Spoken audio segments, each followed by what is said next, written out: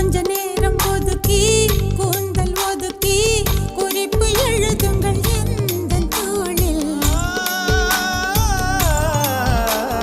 பிரி ஒன்றை எடுத்து தேனில் நனைத்து கையொப்பம் இடுவேன் உந்தன் மார்பில். உலகம் வாழ நிதி ஒதுக்கு என் உயிரும் வாழ மடி ஒதுக்கு.